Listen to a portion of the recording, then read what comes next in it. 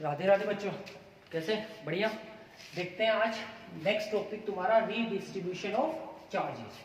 Topic लगाओ redistribution of charges. Charge का क्या करना है अपने को? रीडिस्ट्रीब्यूशन करना है। हाँ, एक और टॉपिक रहेगा इसी का, रीडिस्ट्रीब्यूशन ऑफ चार्जेज एंड हमारे पास रहेगा एनर्जी लॉस। एनर्जी लॉस दोनों देखने में, एनर्जी का भी लॉस होता है इसमें। जब चार्ज क्या करता है, रीडिस्ट्रीब्यूट करता है, तो उसमें एनर्जी लॉस भी होती है। वो एनर्जी किस फॉर्म में होगी? हीट लॉस में चला जाएगा। पूरी एनर्जी जो होगी वो किस में चली जाएगी? हीट में चली जाएगी। तो फर्स्ट टॉपिक है अपना पास रीडिस्ट्रीब्यूशन ऑफ चार्जेस। ठीक है, तो फर्स्ट टॉपिक लगा लो redistribution of charge. Energy loss भी देखते हैं। तो फर्स्ट है तुम्हारे पास रीडिस्ट्रीब्यूशन ऑफ चार्ज। तो देखते हैं क्या होता है। देखो when two conducting sphere having unequal potential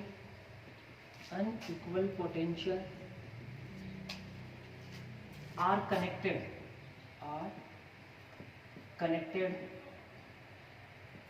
then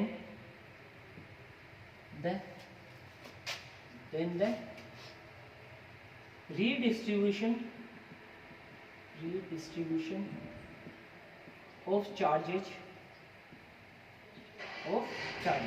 जैसे ही तुम्हारे पास दो कंडक्टिंग स्पेयर है, कैसा है? अनइक्वल पोटेंशियल है, are connected, then the redistribution of charges. ठीक है, रीडिस्ट्रीब्यूशन किसका होगा? चार्ज का होगा। And both sphere becomes same potential. किसमें आ जाएंगे? Then and both sphere become same potential. कैसे क्या होगा? सुनो बताते हैं तुम्हारे पास। मान लो सपोज करो तुम्हारे पास कैसे हैं, ये दो कंडक्टिंग स्पेयर है। ठीक है, इस पे चार्ज कितना लिया? Q1, और इस पे चार्ज कितना है? Q2। ठीक है, इनको तुम क्या कर दोगे? कनेक्ट कर दोगे किसी वायर से। ये वायर लिया तुमने और इसको कनेक्ट कर दिया। तो जैसे ही तुम कनेक्ट करोगे, यहाँ पे क्या होगा? पोटेंशियल डिफरेंस है इनका। भाई इसका पोटेंशियल V1 होगा, इसका पोटेंशियल कितना होगा? V2 होगा। जैसे ही तुम वायर से कनेक्ट करोगे तो यहाँ से क्या होगा? चार्ज का रीडिस्ट्रीब्यूशन होगा। अब ये चार्ज का रीडिस्ट्रीब्यूशन कब तक होता है? जब तक कि दोनों के पोटेंशियल क्या ना हो जाए, बिकम सेम पोटेंशियल। इन दोनों का पोटेंशियल क्या हो जाएगा? सेम हो जाएगा। तब तक चार्ज का क्या होगा? रीडिस्ट्रीब्यूशन होगा। अब ये अपने को देखना है भाई कैसे क्या रीडिस्ट्रीब्यूशन ऑफ चार्ज होगा यहाँ पे। ठीक है, ठीक है। और इस प्रोसेस में क्या होगा? इन दिस प्रोसेस, यहाँ एक और पॉइंट लिख लो। In this process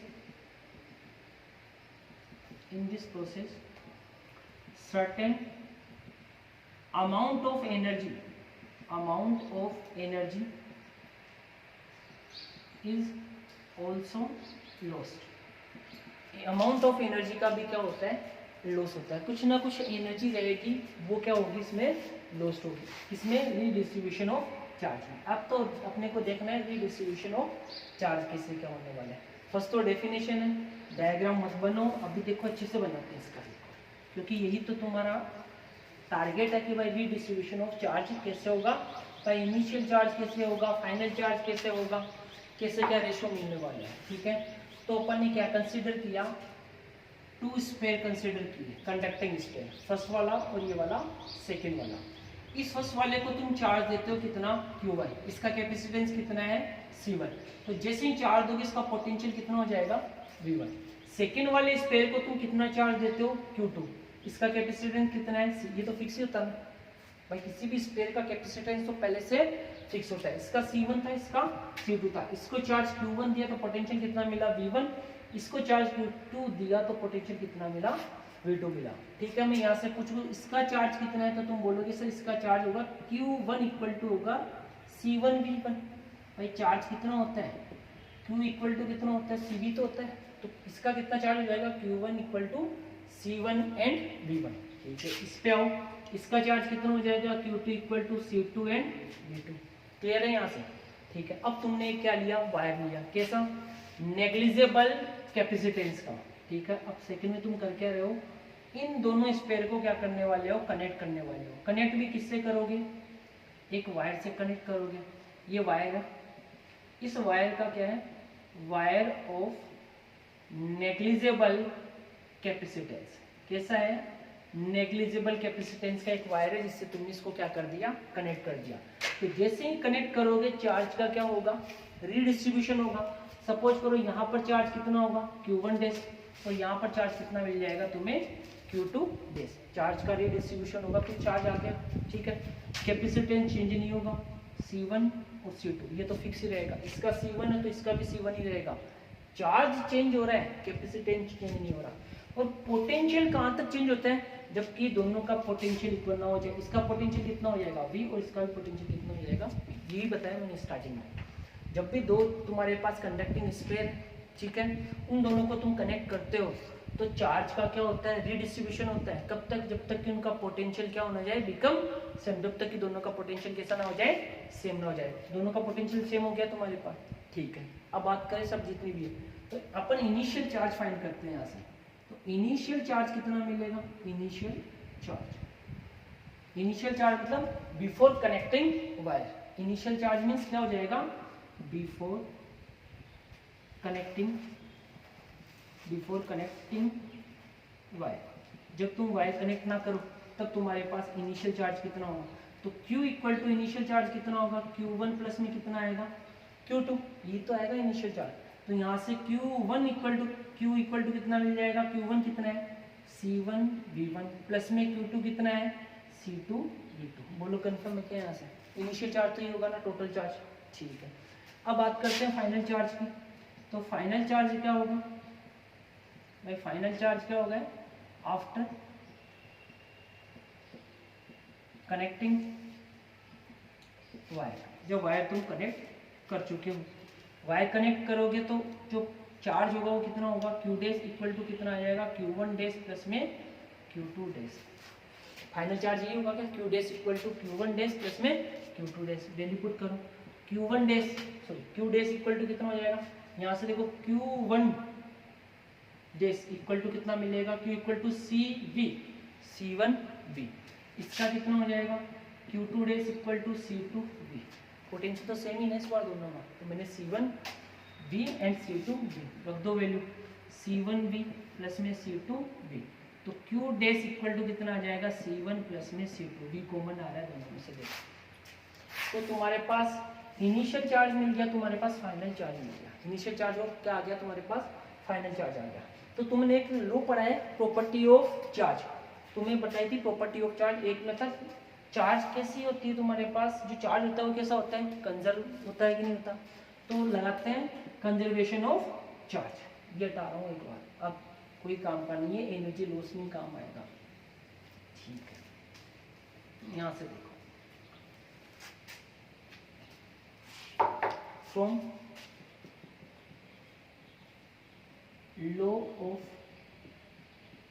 charge conservation, कौन सा वाला, लॉ ऑफ चार्ज कंजर्वेशन। तो यहाँ से क्या आएगा तुम्हारे पास, इनिशियल चार्ज इक्वल टू कितना हो जाएगा, फाइनल चार्ज। ये तो होता है कंजर्वेशन, किसी का भी लो फाइनल एनर्जी, इनिशियल एनर्जी, अगर वहाँ पर एनर्जी कंजर्व करते हो तुम, इनिशियल चार्ज इक्वल टू किसके होगा, फाइनल चार्ज के इक्वल होगा। ये तो होता है इनिशियल चार्ज तुम्हारे पास कितना है, Q, और किसके इक्वल आ जाएगा, Q डैश के। ये तो होगा, वैल्यू पुट करो।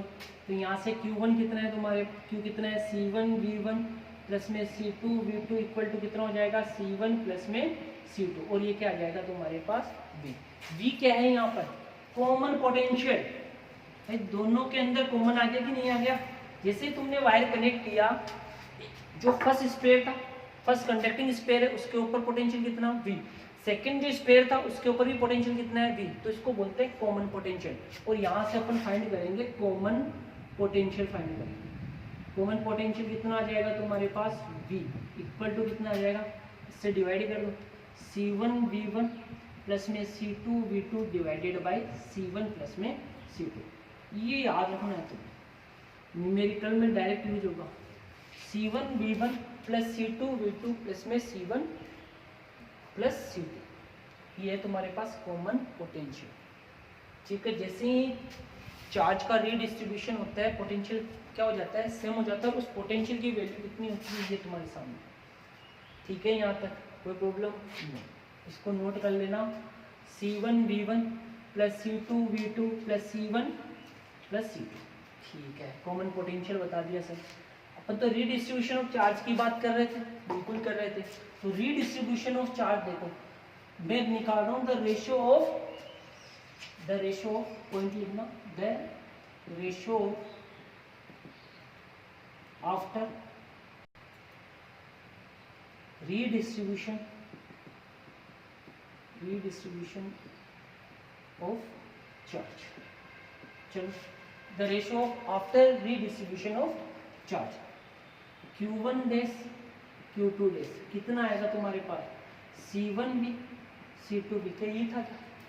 देखो, the ratio of after redistribution of charge, redistribution charge क्या था तुम्हारे पास, the ratio of after redistribution, तो कितना चार्ज मिला था, Q1 डैश फर्स्ट वाले का, सेकंड वाले का कितना था, Q2 डैश। इन दोनों का रेशियो कितना आएगा, C1V डिवाइडेड बाय C2V। यहाँ से V1 V2 कैंसिल, V से V क्या हो गया, कैंसिल। तो Q1 डैश Q2 डैश का रेशियो कितना आएगा, C1 एंड C2।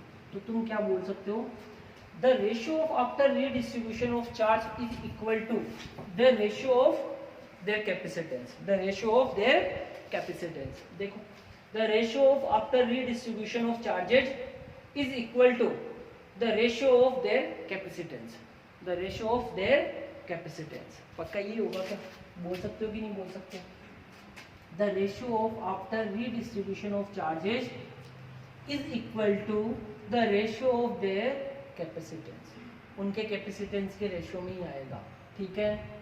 ठीक है, ये भी इम्पोर्टेंट था।